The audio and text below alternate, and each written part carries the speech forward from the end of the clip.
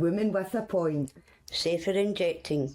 This advice is intended for people who are already injecting into the femoral area, as injecting into the groin can cause permanent health problems. The veins in your groin are very deep and close to the main nerves and arteries going into your leg. Injecting into the groin carries risk of damaging a nerve or hitting an artery. This guidance may not guarantee you find your femoral vein, but it will make it less likely that you inject into your nerve or artery. If you do inject into your femoral artery, it will feel painful and you may experience pressure. Set everything out on a clean surface in a well-lit area. Wash your hands or use hand sanitizer if you can't.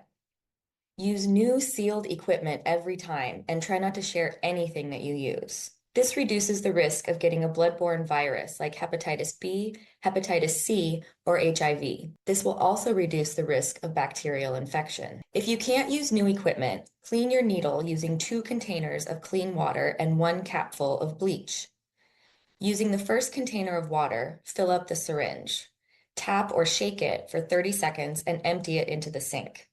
Repeat this until the water in the syringe is clear and contains no blood. Try to do this 3 times or more. Next, do the same with the bleach, then with the remaining cup of water. The femoral vein is a deep vein. This means that you won't be able to see it.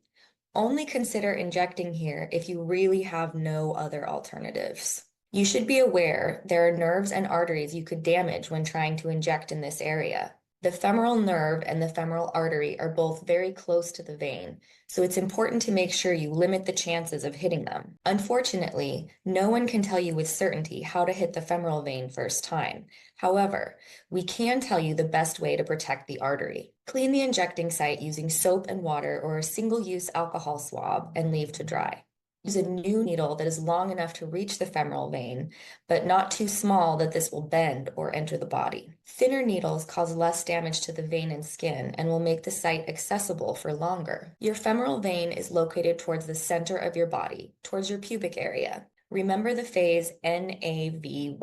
This will help you locate where the femoral nerve, artery, and vein are. The order goes nerve, artery, vein, Y fronts. Arteries have a pulse.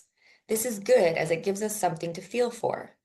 Use the top of your middle finger, or 2 fingers together, middle and index, to feel the pulse. Keeping your fingers on this spot will provide some protection against hitting the artery. If you inject to the inside of the fingers, this will give you a maximum chance of hitting the vein and avoiding the artery and nerve, but there are no guarantees. Introduce the needle at 90 degrees with the eye facing upwards. This is called bevel up. Draw back the plunger to make sure blood enters the syringe. This blood should be dark in color. Remember the phrase, red, go ahead, pink, stop and think. If the blood is dark and red, you're injecting into a vein.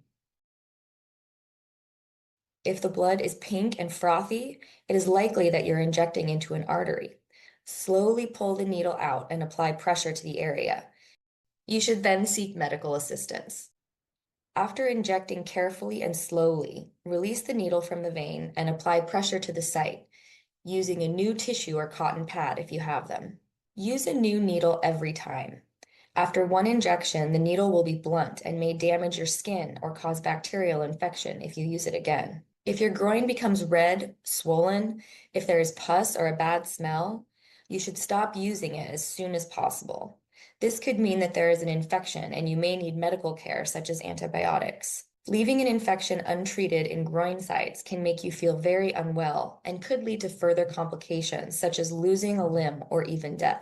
Always try and seek medical treatment if you suspect your site is infected.